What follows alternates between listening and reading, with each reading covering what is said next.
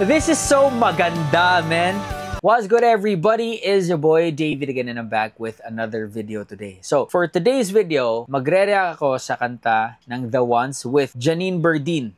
Ito yung Ano Ba Talaga Tayo. So I've seen a clip of this sa TikTok, yung live performance nila. Lumabas kasi 4 days ago itong Wish performance nila. And I swear, this is going to be a blind reaction because this is going to be my first time listening to the whole song. Okay? Hindi ko pa to narinig ng buo. Like the chorus part lang ng konting-konti, yung part ni Janine Berdin, which I think is a very beautiful part. Kaya that's why gustong-gusto kong mag-react ngayon kasi I'm very intrigued and interested, no? How this would sound with, you know, The Ones and Janine Berdin sa isang kanta. And alam naman natin, these artists, itong banda ng The Ones at si Janine Berdin, talaga ay magagaling na artist, no? Stand out, kumbaga. They have their own identity and quality as artists. And now, I am very excited na marinig yung performance nila together. Yung banda with Janine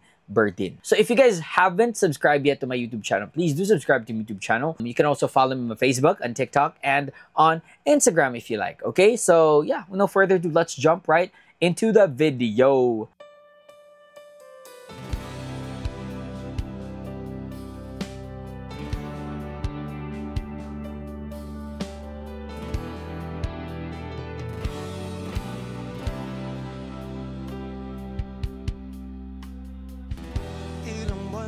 Kausap di pa rin sigurado. Wish 1075. Laging napapaisip kung ano ba talaga tayo. Katulad ka lang ba ng iba kung kailan sana'y na biglang mawawala? Pakiusap lang, sabihin mo. Ganda.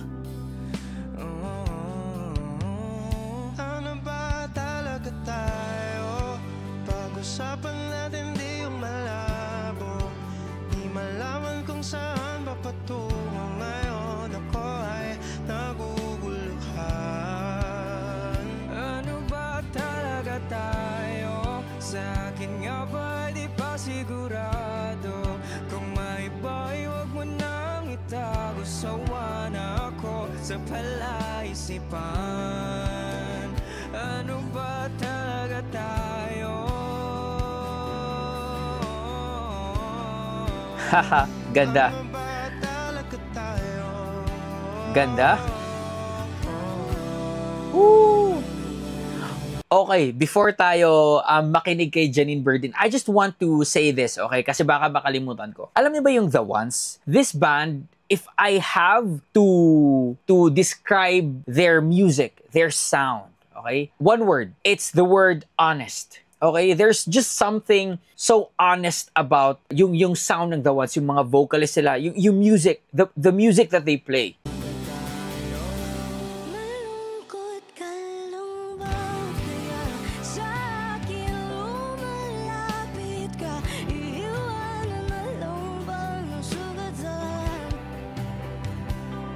So much soul.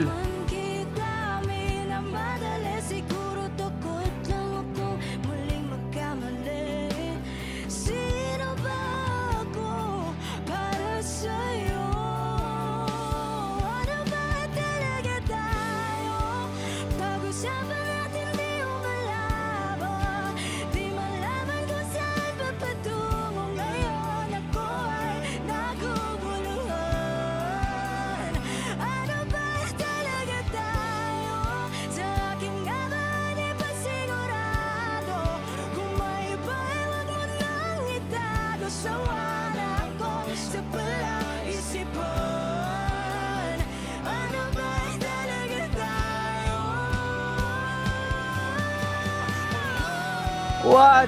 This is just so beautiful.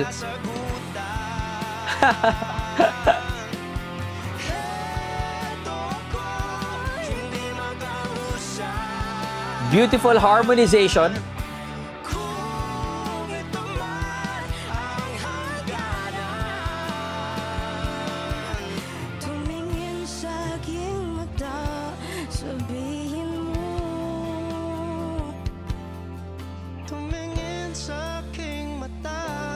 sasabihin mo? Ano ba talaga tayo? Pag-usapan natin di yung malabo.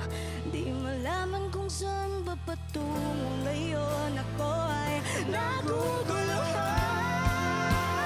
Ano ba talaga tayo? Sa akin nga ba di pa sigurado? Puso at ako sa palaisipan. Ano ba talaga tayo? This is so maganda, man. Legit. Grabe to.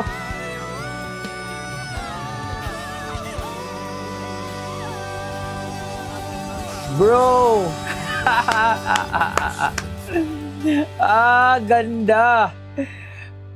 Bro, legit. Like, dahil sa kantang to, I should be like sad, okay? Dapat malungkot ako, dapat emotional ako because the song itself is really, really that emotional. Pero nakangiti ako, if you guys have been following me, no, nakasubscribe kayo dati pa, every time, no, regardless of the song, kung malungkot, masaya, every time nang umingiti ako, na parang hindi siya match sa pinapanood ko, that doesn't mean na hindi ko siya naintindihan. It only means that I'm so impressed with the performance. I'm so impressed with the song.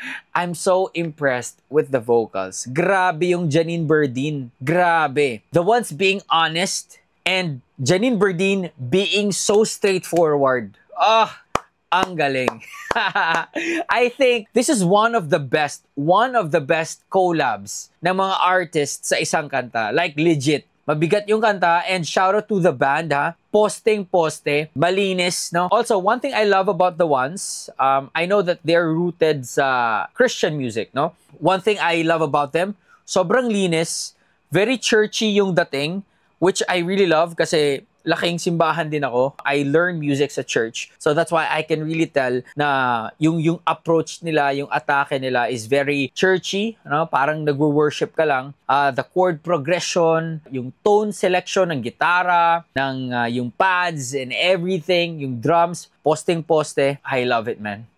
Good job. Good job, the ones and Janine Berdin. I love it. Nice. So, hope you guys enjoy the one. Peace out, everybody. Much love. Stay safe and God bless you. And don't forget to subscribe to my YouTube channel. Okay? Peace.